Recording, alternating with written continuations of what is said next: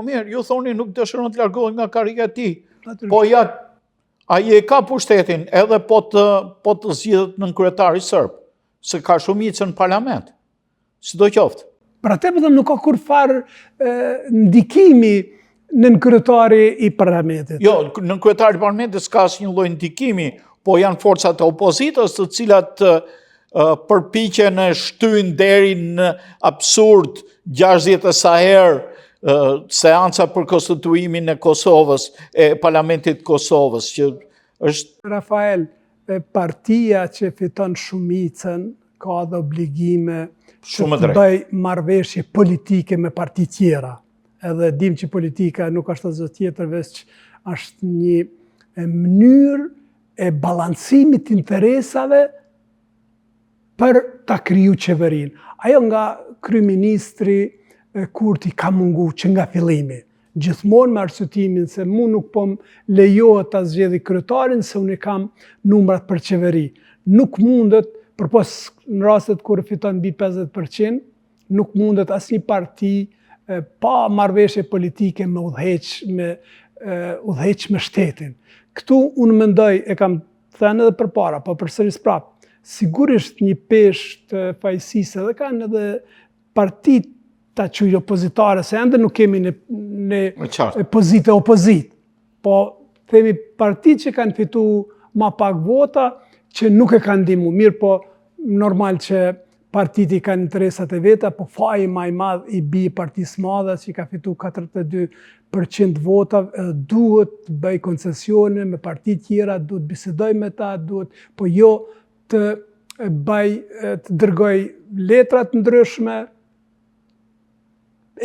pa ull, pa bisedu, pa ofru, nuk mund të krijohet qeveria, nuk mund të krijohet konsenzusi. Pastaj këtu janë edhe probleme tjera, nuk është veç kuvendi, na kemi në prill zgjedhjen e kryetarit të Republikës Kosovës, aty është edhe një problem tjetër, kështu që janë nisër probleme të cilat kjo qeveri, gjithsesi kjo parti që ka fitu shumicën, është dash tullet të bisedoj me të gjitha partit dhe ta gjeni zgjidhje, nëse s'mundet me gjithë zgjidhje, pse jo dhe të mos tërhiqet, t'ju lënë radhën partisë dytë, partisë tretë, ndodhin shumë demokraci të avancuara perëndimore që jo partia që fiton shumicën e krijon qeverinë. Kjo ndoshta është mendimi i forcave opozitare në Kosovë, që ja do të rriqen këta se ne e pengojmë, nuk e lejnë bëj qeveri. Që ajo mund të, si tham, supozohet, mirë po kjo parti ka obligim me kriju qeverinë, ose me hjek dorë prej krijimit qeverisë. Asnjënën, as tjetër nuk e ka bërë deri tash. Edhe në këtë moment që po flasim, ende nuk e kemi kuvendin e konstituar. Na kemi zgjedhur kryetarin e kuvendit, i kemi edhe 4 nën kryetar nga shumica, gjithsesi shqiptar, duhet edhe një nga pakicat. Gjithsesi këtë rast nga lista serbe. Të marrim qëndrimin aktual të Shteteve të Bashkuara. Ne eram dakord që ky është mjet presioni ndaj qeverisë dhe zotit Kurti drejt për drejt dhe jo ndaj Kosovës, siç është shprehur në deklaratën e fundit edhe deklarata e ambasadës amerikane në Kosovë. Nga ana tjetër, ky presion politik, ky presion ndaj qeverisë, a mund të shkaktoj probleme ekonomike në Kosovë?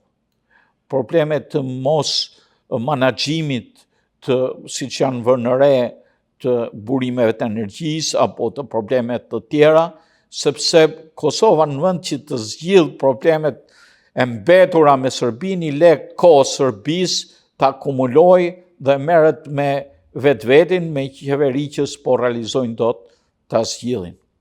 Që në gjitha intervistat që kemi qenë së bashku dhe për këtë çështje, kryesisht, uroj që kjo intervistë të jetë të fundit, por nuk besoj, jam munduar me gjithë shenjën time që të mos flas në rastin e përveçëm, gjithmonë përgjithshëm. Tu dihet një fajtor. Fajtor është kryeministri, fajtor është partia që ka fitu shumicën e votave.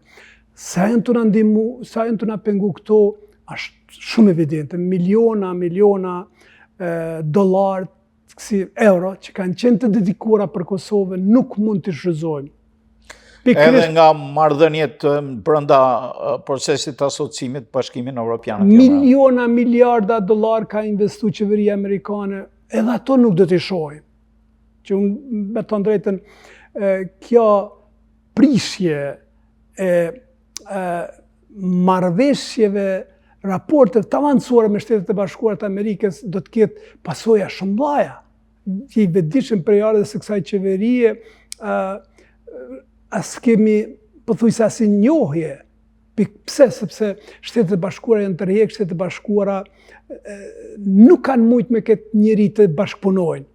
Edhe pikrisht, ma merr mendja, kjo deklaratë që u dha nga ambasada amerikane ka qenë për ta hedhë poshtë një mashtrim që e kanë lancu kryeministri dhe lëvizja vetëvendosi se ne kemi raporte të shkëlqyera me Shtetet e Bashkuara, kur më të mira si kemi pas. Okej, tashi, mu sot më ranë sy një diçka.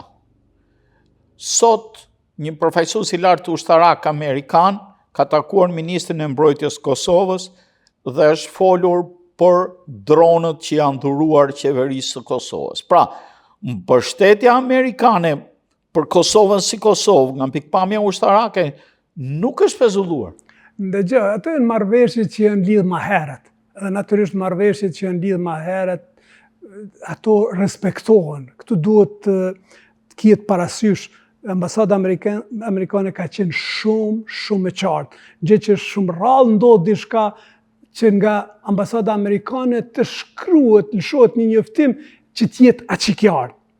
Sigurisht se marrëveshjet, investimet cilat janë në rrjedha, aty nuk thuhet që janë ndërprej gjitha, ndërprej dialogu strategjik me Kosovën për shkak të kryenëqësisë, mos bashkëpunimit të kryeministrit me ambasadën edhe me shtetin amerikan në përgjithësi. A mund shihet kjo si ndërhyrjen punë të brendshme?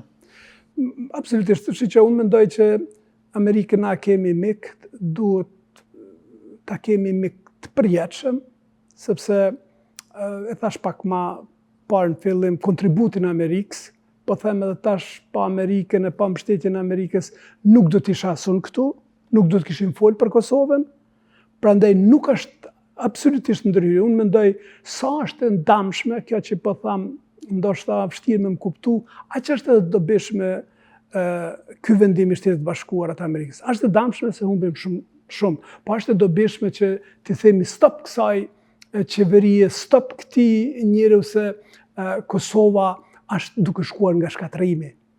Që preket një diçka, drejtat e minoritare për hir të mbulimit të gjitha këtyne dështimeve gjatë kësaj qeverie për gati 5 vite. Pikrisht, ta kryte në fund, pikrisht për më arta ajo, se kjo parti është duke munduar ta krijojë një gjendje të tillë, ose je me listën serbe, ose je me vetëvendosjen. Me qenë me listën serbe, je kundra shtetit Kosovës, je kundra Amerikës, je kundra gjitha saj që kemë punu, që e ka shpreh edhe kryeministri do ta krijojmë një republikë tretë. Çfarë republike tretë? Cili është ai shtet? Kush të mbron ty për me pas një republikë tretë? Edhe pikrisht se bëna një prerje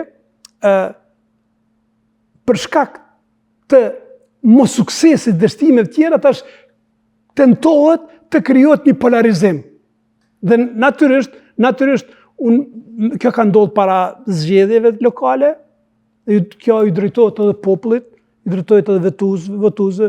Unë besoj thellë, edhe pse një pjesë e madhe se ka fitu 42%, janë të ri edhe me këtë demagogjinë e tij ka arrit të përvetsoj, po unë besoj shumica do të shifin rezultat, do të vendosin stopin kësaj politike edhe këtij individi për shkak të shkatrimit të gjithë asaj që kemi kriju deri sot.